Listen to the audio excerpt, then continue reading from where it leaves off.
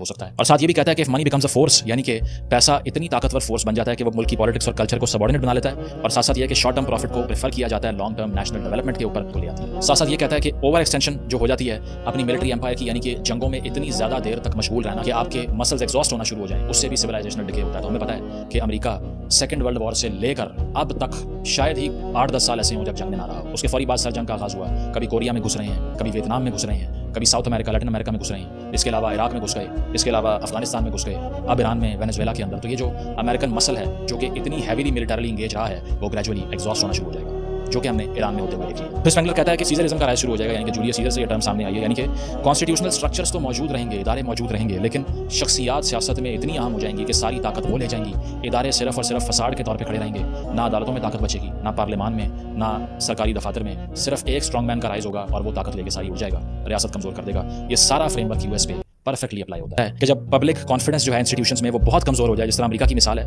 1960s के अंदर 80% American को यकीन था हुकूमत के इदारों के ऊपर, कॉन्स्टिट्यूशन के ऊपर, एग्जीक्यूटिव ऑफिसर्स के ऊपर, पार्लियामान के ऊपर, लेकिन आज वो 20% से भी कम हो चुका है।